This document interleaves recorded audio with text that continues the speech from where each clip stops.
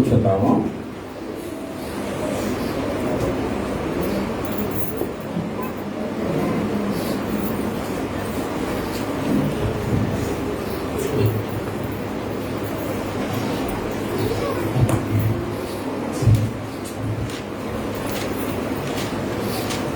దేవునికి స్తోత్రం కలుగును కాక. హల్లెలూయా, హల్లెలూయా, హల్లెలూయా. మంచిది.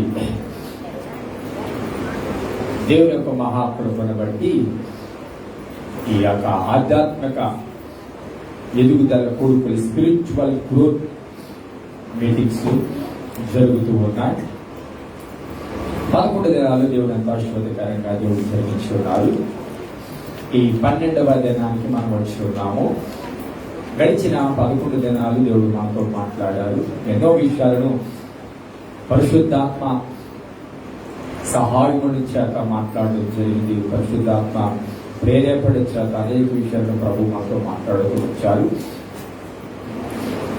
మీలో ఆ వర్తమానాలు ఫలిస్తున్నాయని, ఆ వర్తమానాలు మీ హృదయం అనే పలక మీద రాసుకుంటున్నారని, అవి మర్చిపోకూడదని, వాటిని నెమరు వేసుకోవాలని, అనుక్షణము ఆ వర్తమానాలు మిమ్మల్ని నడిపించడానికి, మిమ్మల్ని శక్తిమంతులుగా చేయాలని నేను ప్రార్థన చేస్తూ ఉన్నాను. ఈ 12వ దినానికి వచ్చి ఉన్నాము. ఈరోజు దేవుడు మనతో మాట్లాడుతూ ఉన్నారు. జాగ్రత్తగా వాక్యాన్ని వినాలని ప్రభు పేరట మనం చేస్తూ ఉన్నాం. బైబిల్ గ్రంథాలు ఉన్నట్లయితే తెరవండి.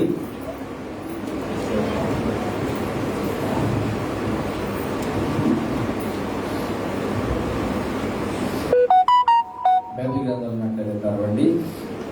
ఫిలిప్పీయులకు రాసిన పత్రిక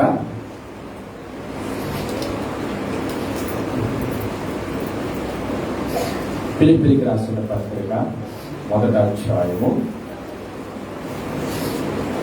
ఎవరైనా 12, 13, 14 వచనం చదవండి. నాకు సంభవించిన సువార్త మరి ఎక్కువగా ప్రబలమొకటే సమకూడదని మీకు తెలుసుకొని కోరుచున్నాను. ఏలయనగా నా బంధకములు క్రీస్తు నిమిత్తమై కలిగినవి, ప్రేతోత్సవమును సేవలోని వారికందరికీ తక్కిన వారికందరికీ కష్టమాయేది. మరియు సహోదరులైన వారిలో ఎక్కువ మంది నా బంధకం మూలముగా ప్రభువులను స్థిర విశ్వాసం గల వారే నిర్భయముగా దేవుని వాక్యము బోధించుటకు మరి విశేష ధైర్యము తెచ్చుకుని, కొందరు అసూయ చేతను కలపకృతి చేతను.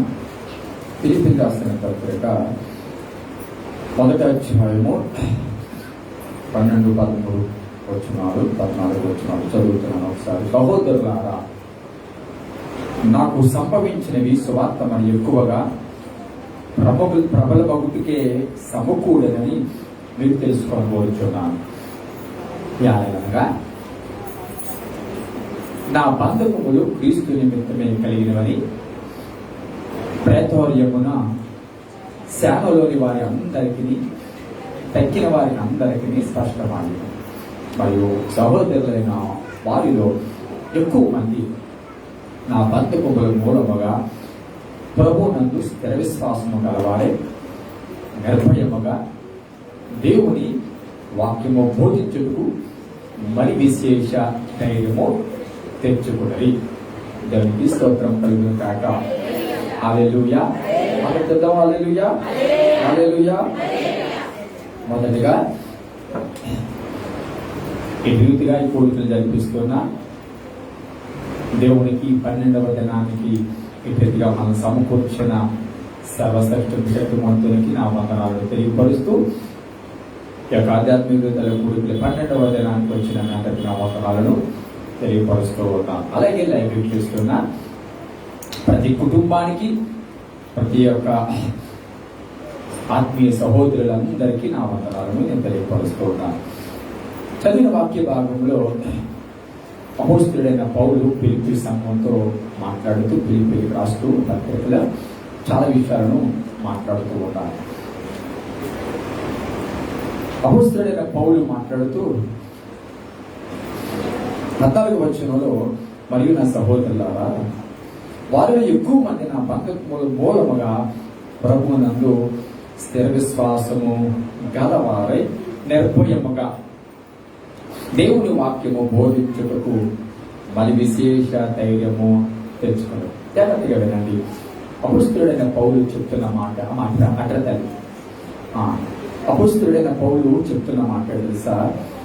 నా బంధుకముల మూలముగా ప్రభువునందు స్థిర విశ్వాసము గలవారు. జాగ్రత్తగా భూమి మీద ఏ వ్యక్తి అయినా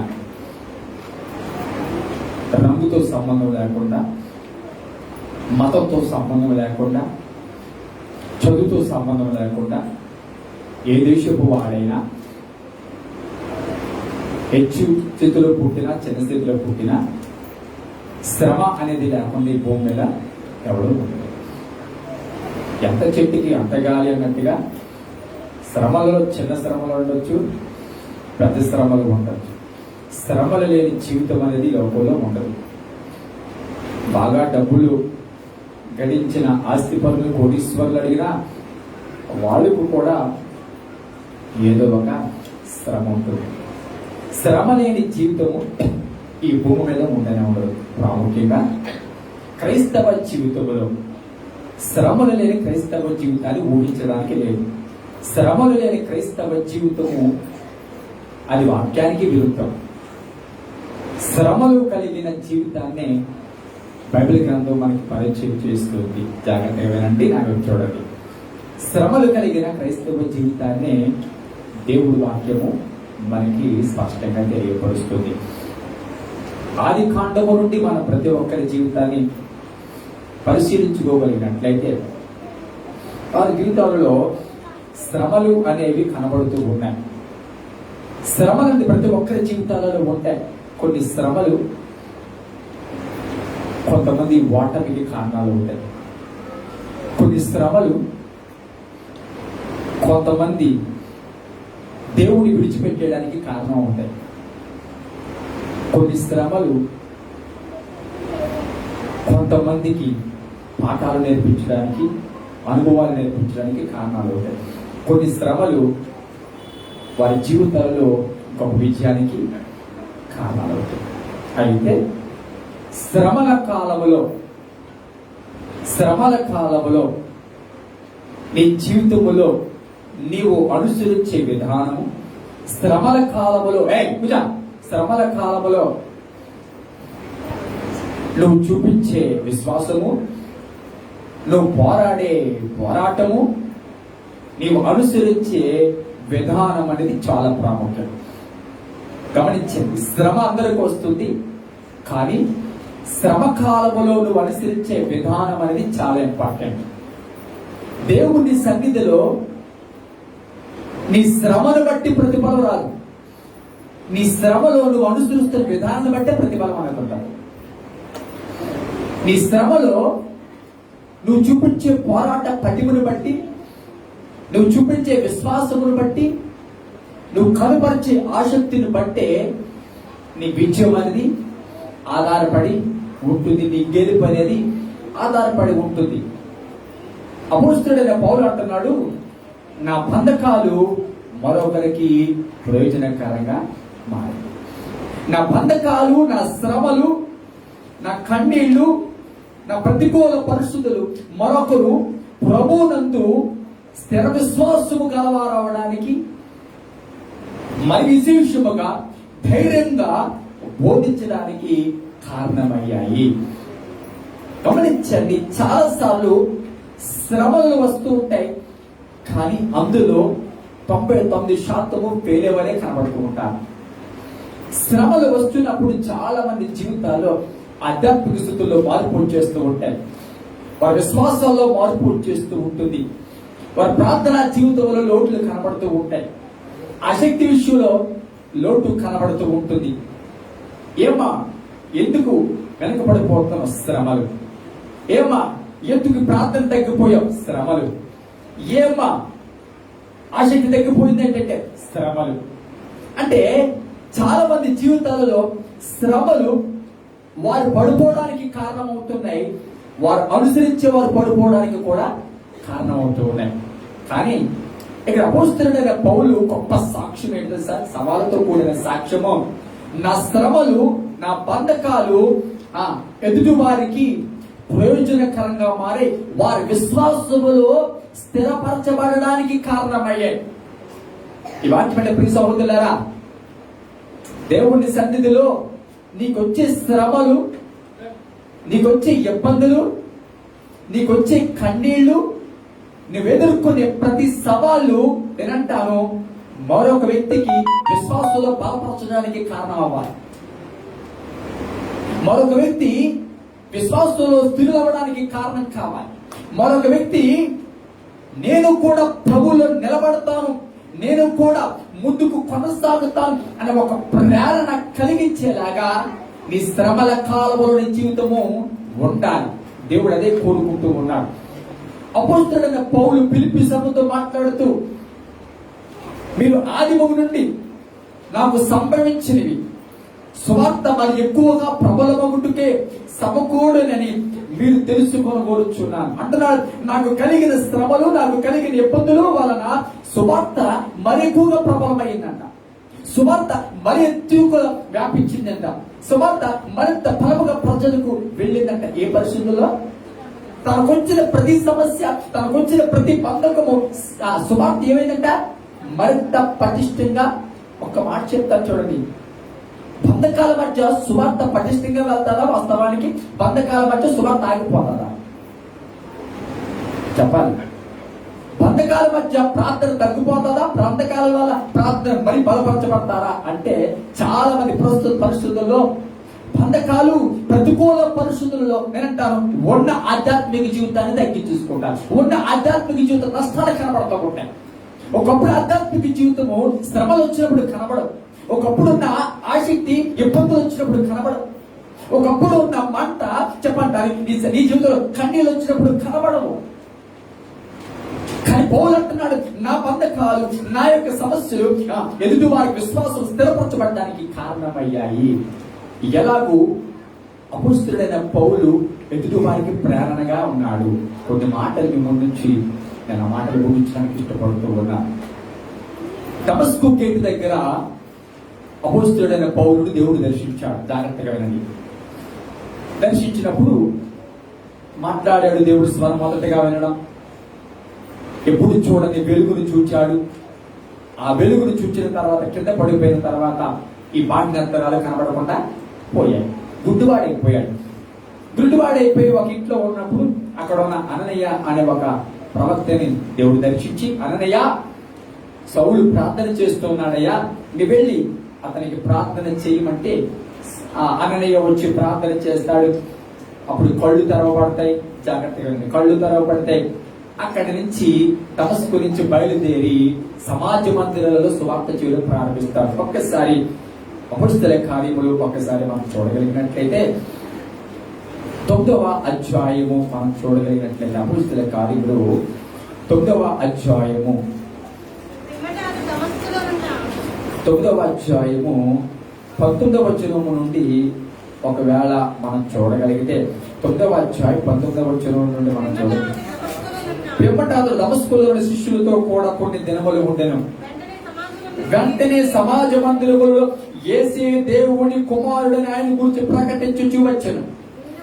వినిన వారందరూ విభ్రాంతి నొంది, యెరూషలేములో ఈ నామమును బట్టి ప్రార్థన చేయు వారిని నాశనము చేసిన వాడు ఇతడే కాడా? వారిని బంధించి ప్రధాన యాజకుల యొద్దకు కొనిపోవుటకు ఇక్కడికి వచ్చి ఉన్నాడని చెప్పుకున్నది. గమనించండి, తను మార్పు చెంది నిజమైన వెలుగును చూచి ఏ సువార్తను ప్రకటించాలో, ఏ వెలుగును ప్రకటించాలో ఒక ఆలోచన చేసి ఒక తీర్మానాన్ని తీసుకుని ఆ వెలుగు గురించి సాక్ష్యం ఇస్తూ ఉంటే, తన విన్న స్వరం గురించి సాక్ష్యం ఇస్తూ ఉంటే, తన విన్న స్వరం గురించి సాక్ష్యం ఇస్తూ ఉంటే తనలో మార్పును వచ్చి, ఇంతవరకు నేను క్రైస్తవులు పాడు చేశాను, ఇంతవరకు నేను చేసింది తప్పు, ఇంతవరకు నేను అజ్ఞానంగా ప్రవర్తించాను, ఇంతవరకు నేను అజ్ఞానంగా చేశాను, కాబట్టి ఇప్పుడు నా కళ్ళు తెరవబడ్డాయి అని చెప్పి సువార్తను ప్రకటిస్తుంటే ప్రజలు ఏమంటున్నారు తెలుసా? ప్రజలు అంటున్నారు తెలుసా, ఏంటి నిన్నటి మొన్నటి వరకు సేవకులను పాడు చేసి, సంఘాలను పాడు చేసి, క్రైస్తవులను హింసించి, క్రైస్తవులను రకరకాల ఇబ్బందులకు గురి చేసి, ఈ పరిచర్య జరగకుండా అనేక ఆటంకాలు కలుగ చేసిన ఈ సౌలేంటయ్యా ఇలాగ మాట్లాడుతున్నాడు, ఈ సౌలేంటయ్యా కొత్తగా ఈ సువార్త చెప్తున్నాడు, కొత్తగా దేవుడు స్వరం అంటున్నాడు, కొత్తగా సాక్షి చెప్తున్నాడు అన్నారు కొంతమంది. మరికొంతమంది అన్నారు లేదు లేదు లేదు, ఇది ఒక వేషం, మారినట్టుగా వేషం, ఈ సువార్త చెప్తున్నట్టుగా వేషం, ప్రార్థన చేస్తున్నట్టుగా వేషం, కన్నీరు కారుస్తున్నట్టుగా వేషం, ఇది నిజమైన మార్పు కాదు, ఇది నిజమైన కన్నీరు కాదు, ఇది నిజమైన ప్రార్థన అంతకంటే కాదు, ఇది నిజమైన భాషలో అంతకంటే కాదు, ఇది కేవలము ఒక మోసం, మన మోసం చేయడానికి, మన ఈ రకంగా మోసం చేసి మన పాడు చేసి నాశనం చేయడానికి, ఆ ప్రధాన యాజకుల దగ్గర వాళ్ళని పెట్టడానికి ఈ రకంగా ఇతను ప్రవర్తిస్తున్నాడు అని మాట్లాడుతూ ఉన్నాను. వాస్తవానికి మార్పు వచ్చి, వాస్తవానికి పశ్చాత్తాపం కలిగి స్వరం, ఏ స్వరం అయితే విన్నాడో ఆ దేవుడి స్వరం విన్న తర్వాత అతను హృదయంలో వచ్చిన మార్పును బట్టి గమనించండి, అతను పరిచర్య చేస్తూ ఉన్నాడు. గమనించండి, పౌలు పరిచర్య చేసినప్పుడు ఒంటరిగా పరిచర్య ప్రారంభించాడు. జాగ్రత్తగా వినాలి, పౌలు పరిచర్య ఒంటరిగా ప్రారంభమైంది. యేసుప్రభు తన శిష్యులందరినీ కూడా ఇద్దరేసి పంపించాడు. జాగ్రత్తగా వినండి, ఇద్దరేసి పంపించాడు. కానీ పౌలు దగ్గరకు వచ్చినోడికి ఒంటరిగానే, చెప్పండి, పౌలు తన యొక్క సేవా జీవితాన్ని ప్రారంభించాడు. ఏ ఒక్కరూ లేరు. పైగా అతను చేస్తున్న ఆ సేవలో, లేకపోతే అతను చేస్తున్న ఆ పరిచర్యలో అతనికి, చెప్పండి, అవమానాలు, అతని నమ్మకపోవడము, అతని హేళన చేయడము అనేది కనబడుతుంది. ఒక్క మాట చెప్తాను, ఏ పని నిమిత్తం అయితే తను నడుము బిగించాడో, ఏ స్వరం వినివి ఆ స్వరాన్ని బట్టి అతనిలో మార్పు వచ్చి ఏ పని చేయడం కోసమో అతడు సమర్పించుకుని త్యాగం చేసి ముందుకు వెళ్తూ ఉన్నాడో అతని జీవితంలో, చెప్పండి, అంతా కూడా వ్యతిరేకతే ఎదురయ్యింది. ప్రభా, నీ పని కోసం నేను మొదలెట్టాను, నేను విన్న స్వరం నిజమే ప్రభా, నిన్ను చూచింది నిజమే, నా మార్పు అబద్ధం కాదు, కాబట్టి నేను నీ పని చేయడానికి నేను పూనుకున్నాను.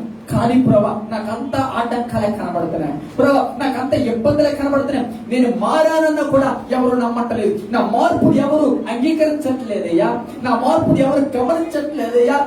నేను నమ్మిన తర్వాత, నీ స్వరం విన్న తర్వాత కూడా స్వార్థ చేస్తున్న ప్రజలు మాత్రం నన్ను పాత పౌలుగానే, పాత సౌలుగానే చూస్తూ ఉన్నారయ్యా అని బాధపడి ఆగలేదు.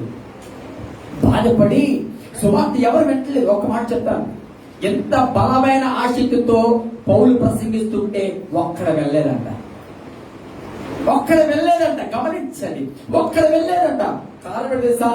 ఇది కొత్త ట్రెండ్, ఇది కొత్తది అనుకుని సౌలు యొక్క మాటలకు విలువివ్వకుండా, సౌలు యొక్క మార్పును నమ్మకుండా, విశ్వసించకుండా సౌలు మాటలు ప్రక్కన పెట్టేశాడు. వాక్యమైన ప్రియబిడ్డారా, సౌలు జీవితంలో ఎవరు తనతో రాకపోయినా, ఒంటరిగా తన జీవితాన్ని ప్రారంభించిన, ఒంటరిగా తన పరిచర్యను ప్రారంభించిన, ఒంటరిగా సువార్తను ప్రకటించిన ఏ రోజు కూడా అతడు నిరుత్సాహపడలేదు. ఏ రోజు కూడా దేవుణ్ణి ప్రశ్నించలేదు. ఏ రోజు కూడా నేను వెనక్కి వెళ్ళిపోతాను అనలేదు. ఏ రోజు కూడా ముందప్పుడే చాలా మంది నా మాట విన్నప్పుడు, ముందుగా ఉన్నప్పుడు, పాత స్థితిలో ఉన్నప్పుడు అనేక మంది నాకు భయపడేవారు, పాత స్థితిలో ఉన్నప్పుడు నా మాట అంటే వేదంగా ఉండేవారు, కానీ ఇప్పుడు ఎవరు నా మాట వినట్లేదు అనే మనస్తత్వం అతనికి, చెప్పండి, ఏ రోజు కూడా రాని. స్తోత్రం చెప్పండి. హల్లెలూయా, హల్లెలూయా. ఎదుటి వారికి ఎలాగ ప్రేరణగా ఉన్నాడంటే, ఎదుటి వారికి విశ్వాసంలో బలపరచబడడానికి ఎలా ప్రేరణగా ఉన్నాడు తెలుసా? సహకారం లేకపోయినా ఒంటరిగా ఉన్న సువార్తల ప్రకటన చేయుడులో వెనుకకు తిరగని వాడు అపోస్తలుడైన పౌలు. వెనక అతను సహకారం లేకపోయినా, వినేవారు లేకపోయినా, నమ్మేవారు లేకపోయినా, అతని మాటలకు విలువించేవారు లేకపోయినా, అతనిలో మార్పు నిజమైనదని ఎవరు నమ్మకపోయినా, చెప్పండి, అపోస్తలుడైన పౌలు ఏ రోజు కృంగిపోకుండా, నేనంటాను, ఒంటరి సమయాల్లో, ఎవరు మన మాట వింటలేని సమయంలో, ఎవరు మన మాటకి విలువివ్వటలేని సమయంలో మనం చాలా సార్లు చేసే పనే నెరవేర్చుకుంటాం. ఇంక చెయ్యొద్దులే, ఇంక మానేద్దాంలే అనుకుంటున్నాం. ఎవరు ఏది అన్నారని చేసే పని మానేస్తుంటాం. ఎవరు ఏదో అన్నారని ముందుకు వెళ్ళవలసిన పనులు ఆగిపోతుంటాం. ఎవరు ఏదో అన్నారని ప్రభు కొరకు మహిమార్థంగా చేయవలసిన పనులు కూడా ఈ రోజు చాలా మంది ఆగిపోతూ ఉన్నారు. దేవునికి స్తోత్రం కలిగిన కాక అందరూ చూద్దాం గట్టిగా హల్లెలూయా, హల్లెలూయా. నిజమే, దేవుడి సన్నిధిలో గమనించండి, ఏదో వెనకతల మనకి ఇబ్బంది కలిగిందని, ఏదో వెనకతల మనకి నష్టం కలిగిందని నేనంట మనం చేయవలసిన పని ఆగిపోయి అనేక మందికి మనం అయ్యో ఒంటరిగా పనిచేయలేమో, ఒంటరిగా ముందుకెళ్ళలేమో అనే సాక్ష్యాల ప్రజలకు మనం ఇస్తూ ఉన్నాము. కానీ ఒంటరిగానైనా సరే చెప్పండి నేను ముందుగా వెళ్తానని చెప్పండి అనేక మంది విశ్వాసాన్ని బలపరిచిన వాడు చెప్పండి అపోస్తలుడైన పౌలు. స్తోత్రం చెప్పండి. హల్లెలూయా. ఇక రెండవది అదే అపోస్తలుల కార్యములు 13వ అధ్యాయములో మనం చూసినట్లయితే అంతియోకయలో ఒక ప్రసంగాన్ని చేస్తూ ఉన్నాడు.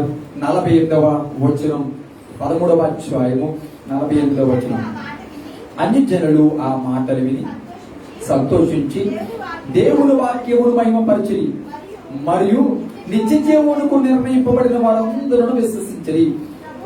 ప్రభు వాక్యము ఆ ప్రదేశమంతటా వ్యాపించెను.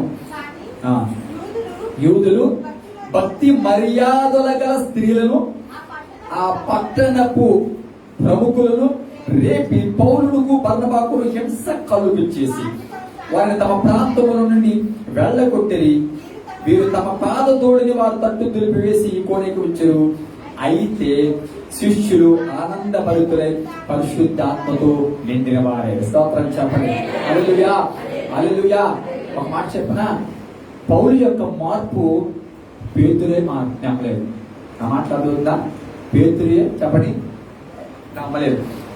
పేతురు పౌలు మారాడు అంటే ఈ అపోస్తలులందరూ కూడా భయపడ్డారంట ఎవరి దగ్గర రావడానికి, పౌలు దగ్గర రావడానికి.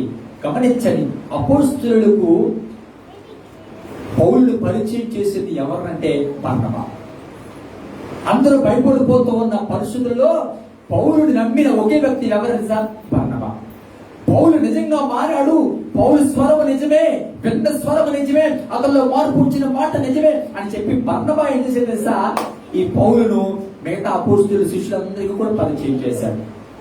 అక్కడ పరిచయం చేసిన తర్వాత వారితో సువార్త చేస్తుంటారు. అక్కడ గొడవ వచ్చింది, ఇతను చంపేస్తారేమో అని వీళ్ళందరూ కలిపి ఏం చేశారు సార్? తార్సుకు పంపించేశారు. ఆ తార్సులో ఉన్న ఈ పౌలు దగ్గరికి బర్నబా వెళ్ళి అక్కడ 1 సంవత్సరం చేసి అక్కడి నుంచి అంతియోక్యకి ఇద్దరు కలిపి వస్తారు. ఇద్దరు కూడా పౌలు బర్నబా ఇద్దరు అంతియోక్యలో గొప్ప పరిచయం చేస్తూ ఉంటారు. ఇలా గొప్ప పరిచయం చేస్తూ ఉంటే అద్భుతాలు జరుగుతూ ఉంటాయి, ప్రజలందరూ కూడా రక్షించబడుతుంటారు. వాక్యం చదువుకున్నాం. అన్యజనులు సైతం అంట ఏమైందంటే చెప్పండి, ఆ మాటలు విని సంతోషించి దేవుని రాజ్యమును దేవుని వాక్యాన్ని మహిమపరచెరి. అనేక మంది విశ్వసిస్తున్నారు. ఒక పక్కన అనేక మంది ఆ కార్యాలు జరుగుతాయి. అన్యజనుల సైతము దేవుడి మాటకు లోబడి, అన్యజనుల సైతము దేవుడి మాటకు వినేతి చూపించి వాళ్ళు గొప్ప మార్పు కలుగుతుంది. ఇంతకాలం ఏ అజ్ఞానంలో ఉన్నారు, ఇంతకాలం అసత్యాన్ని సత్యంగా నమ్మి ఉన్నామని చెప్పి దేవుడి మాటలు విని, అపోస్తలులైన పౌలు యొక్క సువార్త విని, బర్నబా సువార్త విని అనేక మంది అన్యజనులు ప్రభు వైపు తిరుగుతూ ఉన్నారంట. ప్రభు వైపు తిరుగుతూ సత్యాన్ని గురించి వింటూ వారి విశ్వాసులు మునిగి తేలుతున్నారంట. విశ్వాసులు వారు ముందుకు కొనసాగుతూ ఉన్నారంట. అయితే అదే పరిస్థితుల్లో ఒక గొప్ప రివైవల్ వీరి ద్వారా వస్తుందన్న పరిస్థితుల్లో, గొప్ప సేవ వీరి ద్వారా జరుగుతుందన్న పరిస్థితుల్లో అన్యజనులు సైతము దేవుణ్ణి ఎరిగి ముందుకు వస్తున్నారు. దేవుడి పరిచర్య నిర్విరామంగా కొనసాగుతుంది, దేవుడి రాజ్యం అద్భుతకరంగా స్థాపించబడుతుంది అనుకున్న పరిస్థితుల్లో అంట అనేక మంది యూదులు, భక్తి గల యూదులు, మర్యాద గల స్త్రీలు ఆ పట్టణ ప్రముఖులను రేపి పౌలుకు బర్నబాకును హింస కలుగు చేసి వారి తమ ప్రాంతముల నుండి వెళ్ళగొట్టారు. చూసారా, కార్యములు జరుగుతూ ఉన్నప్పుడు, పరిచర్య కొనసాగుతూ ఉన్నప్పుడు అంట యూదులు ఆటంకాలు కలుగు చేశారంట. ఒక మాట ఉంది అందులో, ఎవరంట? స్త్రీలు, భక్తి మర్యాదలు కలిగిన స్త్రీలంట. చూడండి, వీళ్ళెవరా? భక్తి మర్యాదలు కలిగిన స్త్రీలు ఎవరికి ఆటంకంగా ఉన్నారు? దేవుని పనికి ఆటంకం. భక్తి మర్యాదలు కలిగిన స్త్రీలంట. కానీ ఏ పని చేయడం లేదు. చెప్ప ఏ పని చేయడం లేదు. దేవుడి పని జరగడం లేదు. దేవుడి యొక్క స్వార్థను చెప్పండి ప్రకటిస్తుండగా ప్రకటించిన లేదంట. వీళ్ళు ఏం చేశారు తెలుసా? అనేక మందిని అక్కడ రచ్చగొట్టారంట. అనేక మందిని అంటే పురుకొలిపారంట. అనేక మందిని రేపి ఏం చేశారు తెలుసా? పౌలును బర్నబాను ఆ ఊళ్ళో లేకుండానే వెళ్ళగొట్టారు. చూసారా? పరిచర్యలో అతనికి ఉన్న బంధకాలు గమనించండి. దేవుడు పని జరుగుతుంది, దేవుడు సువార్త వ్యాపిస్తుంది, అన్ని జనుల సైతము దేవుడు పట్టుకుంటున్నాడు, అన్ని జనుల సైతము దేవుడు వాక్యానికి మొగ్గు చూపుతున్నారు. ప్రభా, నువ్వు కార్యాలు చేయడం ప్రారంభించిన అంత్యోక్యలో, ఈ అంత్యోక్యలో నీ నామము కనపరచబడుతుంది ప్రభా, నీ నామము మహిమపరచబడుతున్నందుకు నీకు స్తోత్రము అనుకుంటున్న పరిశుద్ధులు సాతాను పని చేస్తూ ఉన్నాడు, ఆటంకాలు సృష్టిస్తూ ఉన్నాడు. అయితే వాక్యం చెప్తుంది, అలాంటి ఆటంకాల మధ్య శిష్యులు ఆనందభరితులై పరిశుద్ధాత్మతో నిండినారు. చూడండి, ఒక పక్కన ఆటంకాలు కలుగు చేస్తూ ఉన్న చెప్పండి శిష్యులు మాత్రం ఎలా ఉన్నారంట చెప్పండి, ఆనందభరితులే పరిశుద్ధాత్మతో నిండి. ఒక మాట చెప్తాను చూడండి, సమస్యలు ఇబ్బందులు ఎన్ని కలిగినా నేనంట నువ్వు చేయవలసిన పని నువ్వు ముందుకు చేస్తూ ముందుకు వెళ్తే, నువ్వు నిర్వర్తించవలసిన బాధ్యతలు నువ్వు నమ్మకంగా ముందుకు వెళ్తే, వెనకకు చూడకుండా నిన్ను ఎవరు లాగుతున్నారా, నిన్ను ఎవరు కొంగదీస్తున్నారా, నిన్ను ఏ రకంగా వెనకకు పెడుతున్నారా, ఇవేవి చూడకుండా నీవు ముందుకు కొనసాగగలిగినట్లయితే నేనంటాను నువ్వు చేసే పనిని బట్టి అనేక మంది పరిశుద్ధాత్మ ఆనందభరితులై దేవుడి సన్నిధిలో ఎదగడానికి అవకాశంగా మారతాం. హల్లెలూయా, హల్లెలూయా, హల్లెలూయా. స్తోత్రం చెప్పండి గట్టిగా. అర్థమవుతుందా వాక్యము? హల్లెలూయా, హల్లెలూయా. దేవుడి సన్నిధిలో అద్భుతమైన మినిస్ట్రీ అపోస్తలుడైన పౌలుది. మామూలు అనుకూల పరిస్థితులు జరిగిన పరిచర్య కాదండి ఇది. అనుకూల పరిస్థితుల్లోనూ, ఎదుటోడు సాకరిస్తున్న పరిస్థితుల్లోనూ, దండలేసి చప్పట్లు కొడుతున్న పరిస్థితుల్లో జరిగిన పరిచర్య కాదు ఇది. ఎంకరేజ్ చేయి పదా అనుకుంటూ చెప్పండి, ఎంకరేజ్ చేస్తున్న పరిస్థితుల్లో చేసిన పరిచర్య కాదు. లేకపోతే డబ్బాలు కొడుతున్నా చెప్పండి పరిచర్య కాదు. లేకపోతే ఎదుటి వారు మీకు ఏదైనా చేస్తామని ముందుకు వచ్చిన పరిస్థితుల్లో చేసిన పరిచర్య కాదు. అపోస్తలుడైన పౌలు పరిచర్యకు అణువణువున ఆటంకాలు, అణువణువున ఇబ్బందులే, అణువణువున సమస్యలే, అణువణువున ప్రతికూల పరిస్థితులే, బంధకాలే. కానీ మాట చెప్పారు అపోస్తలుడైన పౌలు, ప్రతి బంధకమును ఏం చేసే తెలుసా, తాను నమ్మకంగా దాన్ని ఉపయోగించుకుని ఆ బంధకాల్లో అతను చూపించిన విశ్వాసం, ఆ బంధకాల్లో అతను చూపించిన సహనము, ఆ బంధకాల్లో అతను చూపించిన పోరాట పటిమ ఏమిటి తెలుసా, అనేక మంది ఆత్మీయంగా విశ్వాసంలో బలపరచబడడానికి కారణమైంది. హల్లెలూయా. అనేక మంది ఆధ్యాత్మికంగా బలపరచబడడానికి కారణమైంది, అనేక మంది విశ్వాసంలో స్థిరపరచబడడానికి కారణమైంది. స్తోత్రం చెప్పండి గట్టిగా. హల్లెలూయా. ఇంకో మాట చూపిస్తాను, అదే అపోస్తలుల కార్యములు 14వ అధ్యాయములో 19వ వచనం. అంతియోక్య నుండి ఇకోనియ నుండి యూదులు వచ్చి జనసమూహములను తమ పక్షముగా చేసుకుని పౌలు మీద రాళ్ళు రువి అతడు చనిపోయినని అనుకొని పట్టణము వెలుపలికి అతనిని ఈడ్చేది. అయితే శిష్యుడు అతని చుట్టూ నిలిచి ఉండగా అతడు లేచి పట్టణంలో ప్రవేశించి మరునాడు బర్నబాతో కూడా దెర్బేకు బయలుదేరిపోయిన వారు ఆ పట్టణంలో సువార్త ప్రకటించి అనేకులను శిష్యులుగా చేసిన తర్వాత లుస్త్రాకును యుగోనికును అంత్యోకులకు తిరిగి వచ్చి శిష్యుల మనస్సులను దృఢపరిచి విశ్వాసమునందు నిలకడగా ఉండవలనని అనేక శ్రమలను అనుభవించి మనము దేవుడి రాజ్యములో ప్రవేశింపవలనని వారిని హెచ్చరించిరి. గమనించండి, సువార్త పరిచర్య చేస్తున్న అంతియోక్యలో బర్నబా, పౌలు ఇద్దరు కూడా పరిచర్య చేస్తున్న పరిస్థితుల్లో వాళ్ళందరూ కూడా కలిపి ఏం చేశారంట, వీళ్ళ మీదకి రాళ్ళు రువి ఆ అపోస్తలుడైన పౌలు చనిపోయాడేమో, మేము కొట్టిన దెబ్బలకి చనిపోయాడేమో అని అనుకుని వదిలేశారంట. గమనించండి, రాళ్ళు దెబ్బలు తిని రక్తం కార్చుకుంటూ ఇంక చనిపోయిన పరిస్థితుల్లో అపోస్తలుడైన పౌలు ఉండి వాళ్ళు వెళ్ళిపోయిన తర్వాత శిష్యులందరూ కలిపి అతను లేపితే అతను లేచి వేరే ప్రాంతానికి వెళ్ళి మళ్ళీ అక్కడి నుంచి అంత్యోక్యకు వచ్చి ఏమంటే సార్, బలహీనమైపోయిన ఈ పరిస్థితుల నుంచి ఎవరైతే భయపడిపోతున్నారో, జరుగుతున్న పరిణామాలు బట్టి ఎవరైతే బలహీనమైపోయారో, జరుగుతున్న పరిణామాలు బట్టి ఎవరైతే అల్పవిశ్వాసంలోకి వెళ్ళిపోతున్నారో, జరుగుతున్న పరిణామాలు బట్టి మన క్రైస్తవ జీవితంలో ముందుకు ఎలా వెళ్తాం, మన విశ్వాసాన్ని ఎలా కాపాడుకుంటాం అని అనేక మంది ప్రశ్నార్థకంగా ఉన్న వాళ్ళు వచ్చాక దృఢపరుస్తూ ఉన్నారంట. హల్లెలూయా, హల్లెలూయా. ఎవరు దృఢపరచారండి? దెబ్బలు తిని చచ్చిపోయాడు అని అనుకున్నవాడు లేచి ఎవరు దృఢపడుతున్నాడంట? అతను దృఢపరచాలా? ఎవడైనా ఇతను మరొకరు దృఢపరచాలా? అమ్మ చెప్పండి, చెప్పండి. శ్రమలలో ఉన్నవాడికి ఆదరణ కావాలా? చెప్పండి. ఆదరణలో ఉన్నవాడికి ఆదరణ కావాలా? అది చూడలేండి. చెప్పండి, ఎవరికి కావాలి? చెప్పండి, చెప్పండి. శ్రమలలో ఉన్నవాడికి ఆదరణ కావాలి. ఇప్పుడు పౌలును బలపరిచేవారు కావాలి. అపోస్తలుడైన పౌలా, కంగారు పడు, మేము ఉన్నాం. అపోస్తలుడైన పౌలా, నువ్వు ఎక్కడికి వెళ్ళా నీ స్వార్థ మేము వెనకాతలు ఉంటాం. అపోస్తలుడైన పౌలా, ఏం కరకు దేవుడు చూస్తున్నాం. అపోస్తలుడైన పౌలా, దేవుడు ప్రతిదానికి ఒక అద్భుతం చేస్తాడు, ప్రతిదానికి ఒక బహుమానం ఉంటుందని పౌలుడు చెప్పండి ప్రోత్సహించేవాడు కావాలి. కానీ అలా కలిగిన దెబ్బలు తిన్న పౌలే ఆ మిగిలిన శిష్యుల్ని చెప్పండి ప్రోత్సహిస్తున్నాడు. స్తోత్రం చెప్పండి. హల్లెలూయా. క్రైస్తవ జీవితం ఏంటి తెలుసా? క్రైస్తవ జీవితం ఏంటి తెలుసా? నువ్వు దెబ్బలు తిని రక్తం కారుతూ కూర్చున్నా సరే లెగిచి అనేక మందిని బలపరచేదే క్రైస్తవ జీవితం. హల్లెలూయా, హల్లెలూయా. చెప్పండి అయ్యా. నీవు దెబ్బలు తిన్నా, నువ్వు శ్రమలు పాలైనా, నీవు ఇబ్బందులు పాలైనా, నీవు జాగ్రత్తగానండి అనేక సమస్యలు గుండా వెళ్ళినా, అనేక ఇబ్బందులు గుండా వెళ్ళినా నేనంటాను అనేక మందిని నువ్వు లేచి బలపరచబడే క్రైస్తవ జీవితం రావాలి.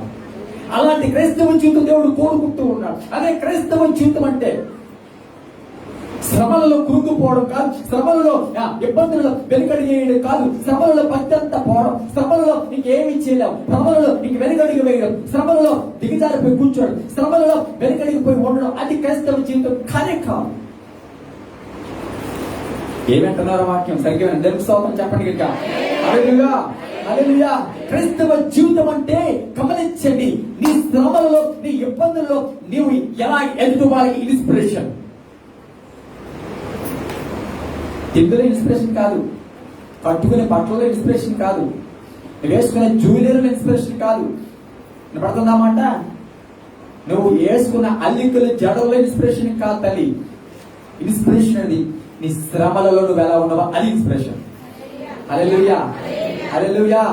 నీ సమస్యలలో, నీ నియంత్రణలో, నీ ఇబ్బందులలో ఏమన్నా మారడానికి కారణం ఏంటి అంటే ఈ తల్లిని చూసారా? ఈ తల్లి ఎన్ని శ్రమలు పడిందో నాకు తెలుసు, ఎన్ని అవమానాలు భరించిందో నాకు తెలుసు, ఎంత పేదలకు అనిపించిందో నాకు తెలుసు, ఎంత కరువు అనిపించిందో తెలుసు, ఎన్ని ప్రతికూల పరిస్థితుల్లో ఆమె ఒంటరి జీవితాన్ని గడిపేదో తెలుసు. కానీ ఏ ఒక్క రోజు కూడా ఆమె విశ్వాసం తగ్గినట్టుగా, ఏ ఒక్క రోజు కూడా ఆమె కురుకుపోయినట్టుగా, ఏ ఒక్క రోజు కూడా దేవుడు దూషించినట్టుగా, ఏ ఒక్క రోజు కూడా దేవుడు నాకు ఏం చేశాడని ఏ రోజు కూడా లేదు.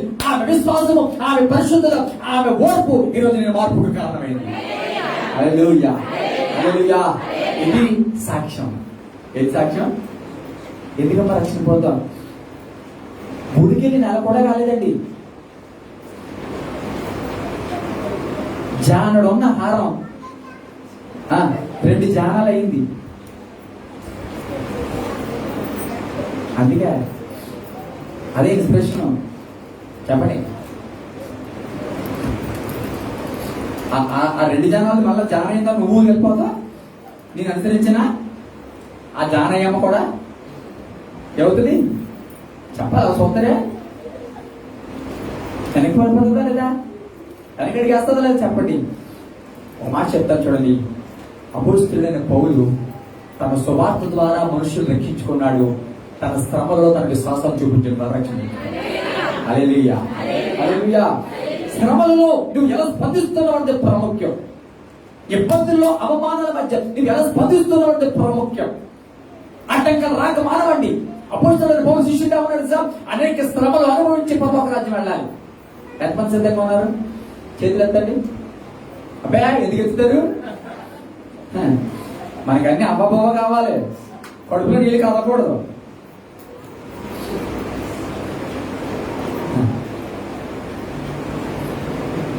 క్రైస్తవ జీవిత శ్రమలు అనుభవించి పరలోక వెళ్ళాలి. ఏమనిపించి చెప్పండి, ఏమనిపించి మళ్ళీ చెప్పండి గట్టిగా, పక్కన చెప్పండి.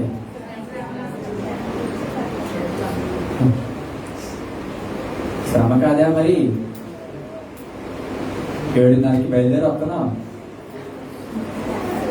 శ్రమే, ఇది శ్రమే. ప్రతిరోజు గుడికి రావడం కొంతమందికి శ్రమ. ఏ బాబా ఎప్పుడైతే రోజయ్యే 2 రోజులే ఇంకా 18 రోజులు మాట. అంతేనా? తెలుసు శ్రమ కొంతమందికి. హల్లెలూయా, హల్లెలూయా. ఇదే శ్రమ, ఇదంటే శ్రమ. ఉపవాసం పొద్దు నుంచి సాయంత్రం వరకు ఉండి టీలు మజ్జిగ తాగేసేసి సాయంత్రానికి అదో శ్రమ. ఉపవాసం నేను తప్ప ఎవరూ లేదు ప్రపంచంలో అన్నట్టుగా. నేనంటాను, నీ శ్రమ ద్వారా కూడా నేనంటాను నశించిపోవచ్చిన ఆత్మను రక్షించగలవు. ఎంతమంది నమ్ముతున్నారండి నా శ్రమను బట్టి ప్రభు కొరకు ఆత్మను రక్షించగలనని? అబ్బా, చెప్పలేకపోతున్నారు. ఏది మన క్రైస్తవ జీవితం? ఎక్కడుంది మన క్రైస్తవ ఉనికి? ఆనందాలు, సంతోషాలు గుండా వెళ్తున్న క్రైస్తవ జీవితం అలవాటు పడిపోయారు. చక్కటి ఆహ్లాదకరమైన క్రైస్తవ జీవితము, కడుపులో నీళ్లు కదలకుండా క్రైస్తవ జీవితము, ఇదే జీవితానికి అలవాటు పడ్డారు క్రైస్తవులు ఈ రోజు.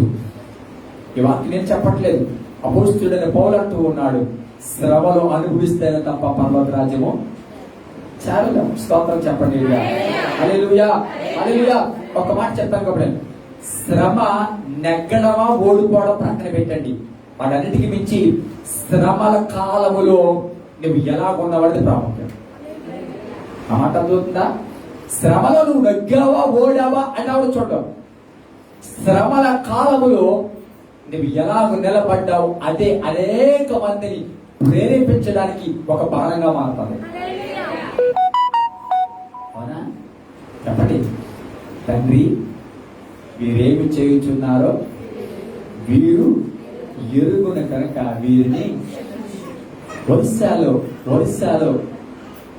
ఆ మిషనరీ కుటుంబం అంతటి తగలెట్టేశారు. కుమారులు తగలెట్టేశారు, భర్తలు తగలెట్టేశారు. ఎవరు మిగలేదు. భార్య ఒక్కరితో మిగిలింది. ఆ కారు ఆపి కారు కింద పడుకున్నారు. కారు కింద పడుకుంటే వాళ్ళు పడుకున్న సమయంలో చుట్టూ గట్టి వేసేసి అక్కడ ఉన్న దేవుడికి వ్యతిరేకమైన శక్తులు మంట పెట్టేశారు. ఆ చుట్టూ గట్టి వేసేసి వారు చూస్తూ ఉండగా బయటికి రాలేని పరిస్థితుల్లో అలా కళ్ళ ముందు 2 కుమారులు, భర్త కూడా చనిపోయారు, కాలి బూడిదైపోయారు.